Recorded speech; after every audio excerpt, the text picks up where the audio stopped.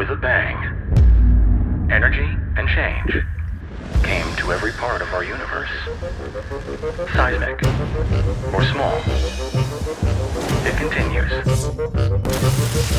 Change is all around us, shaped by technology and human ingenuity. We can make it work for you and your business.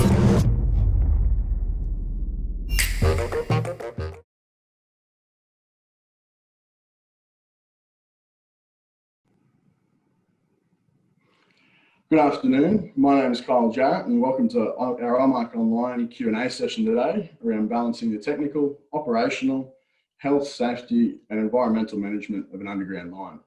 What's been learnt from 25 plus years of experience? So for myself, I'm a mining engineer working with Anglo American. I graduated in 2017 from the University of Wollongong with a Bachelor of Engineering in Mining and Civil.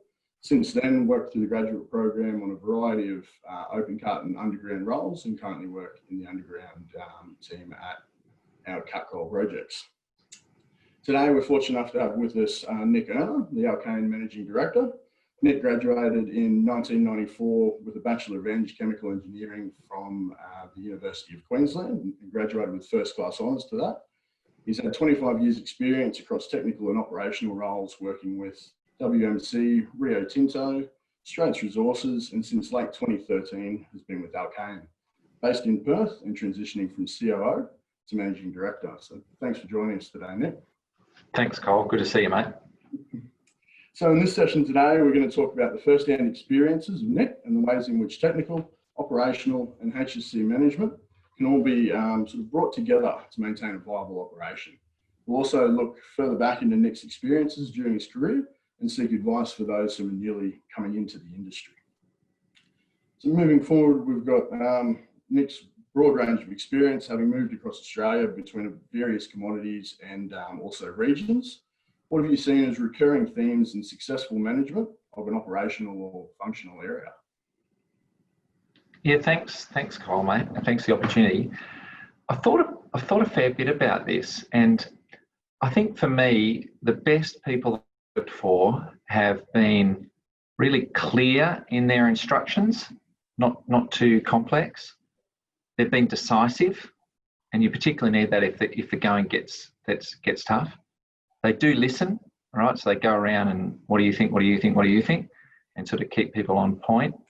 And then if they can, they say, hey, let's go and look at that together. I'm particularly talking about people actually on the site itself.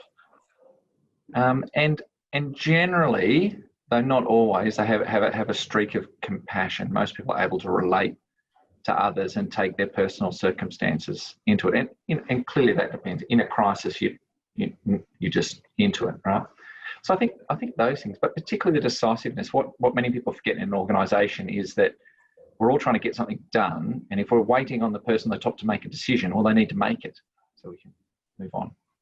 Yeah, most definitely. So really, someone who's going to go get it and be on side and working with everyone. So having been on site at both Olympic Dam and Tamingli, sites that you'd be quite familiar with, having worked with both WMC and now Alkane.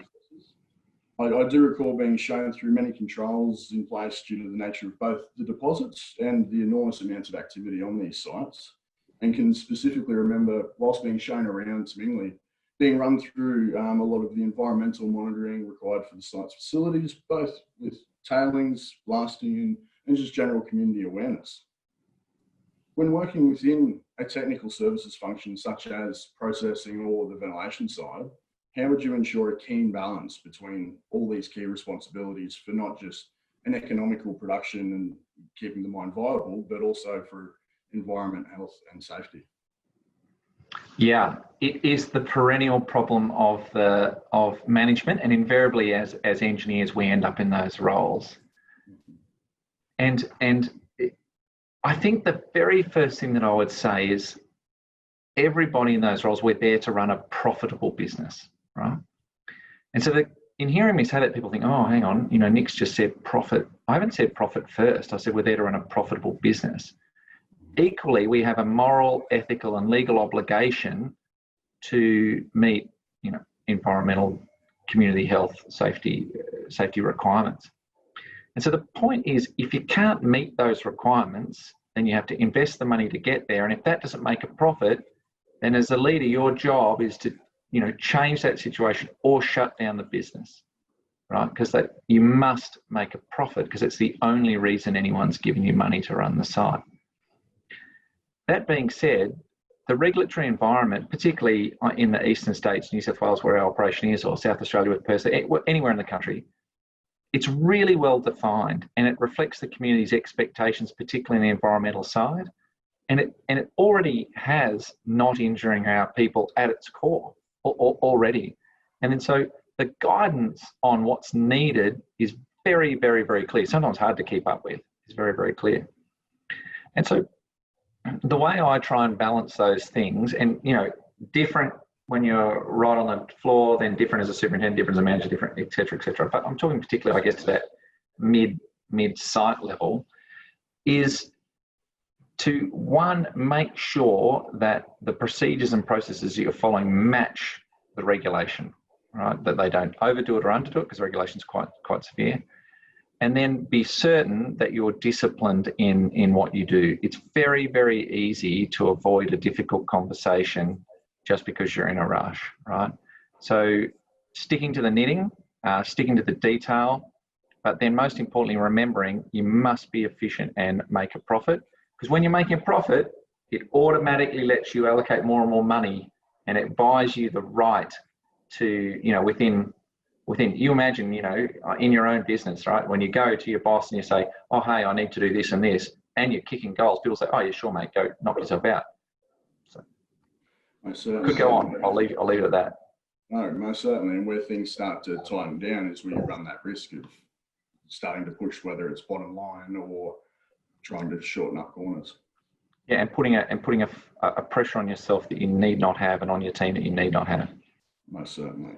So with regard to all those learning experiences and everything you've been involved in, what would be the biggest, or you could say the most exponential learning curve that you've encountered throughout your career thus far? Yeah. I mean, I've been lucky enough in my career to work at some fantastic places like Olympic Dam in the major expansion, 98. I was there for nearly 9 years. And I think it's easy to say when I first started work, but remember, many of us have done university vacation jobs for 10, 12 weeks and stuff like that. And the reason I choose when I first started work isn't because suddenly I was working full time. The reason I choose that is because the environment of the mid-90s, which is, the tail end of or deep tail end of recession. Only half the graduates in my year got a job once they graduated, and then got jobs through the year, the remainder of us.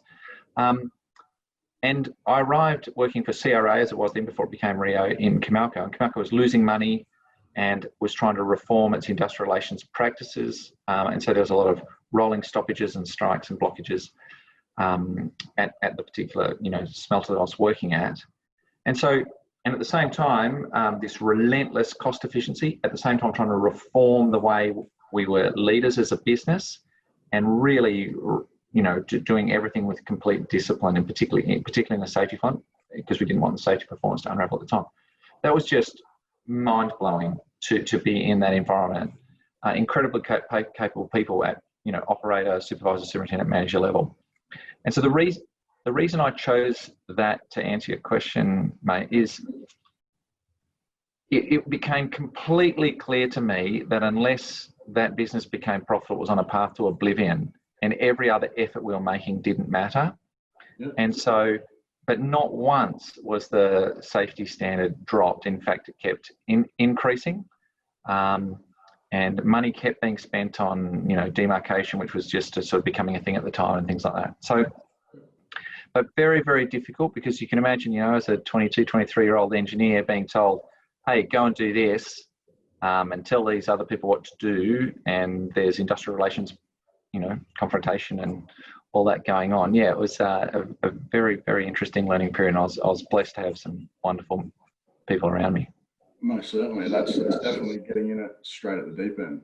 It's very deep, very challenging situation that many people may not encounter till late in their career. or at all, the industrial relations environment is different in many sectors, particularly in the metals sector of the business, and staffing levels in general are different in many pieces of business, larger businesses as well. Yeah, yeah, no, that's great. And so I guess taking on from that point, if you could share one piece of advice for people that are new coming into the industry, sort of at a similar stage, you'd say, someone just starting out their career within mining, what would it be? What would be a key point you'd pass on to them? Yeah, thanks, Cole. I mean, I'll pitch this answer at the young engineer starting out, and the best part about what I'm going to say is you're already doing this, and you might think that I'm, saying something you're not doing. But that my answer is get into an operation and stay there. Some operations are residential, some operations are fly in, fly out, but life's pressures will arrive.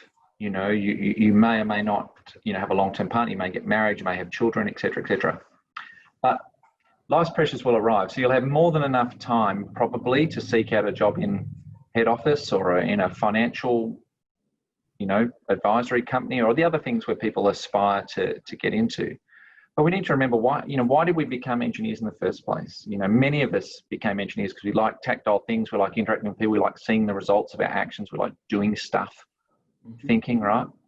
And if you're going to be working for a consultancy giving advice, management giving advice, the more time and more experience and the more hands-on understanding and relating that you've had, the better. So I strongly encourage everyone out there, promotional opportunities will come faster if you're out there in the field and available.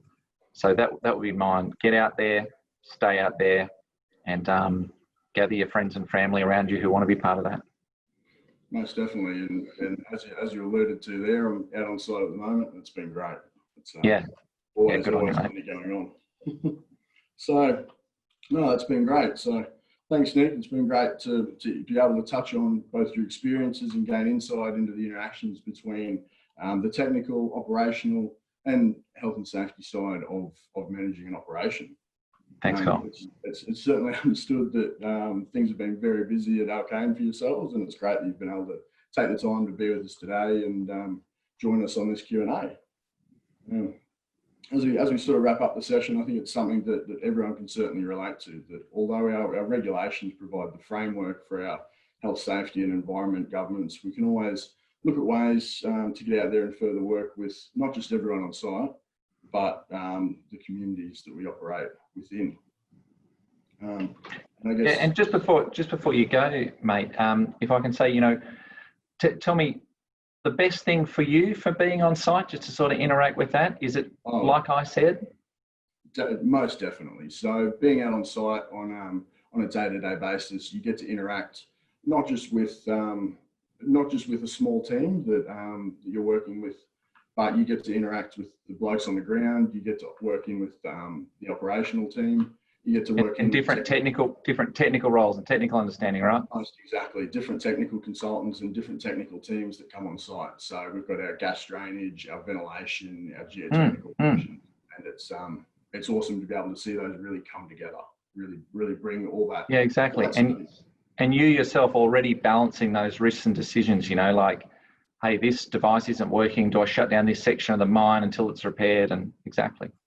No, it's been very, very good, and something that I look forward to continuing on with as we work with our Capcoal underground projects. Yeah, fantastic, mate. Great.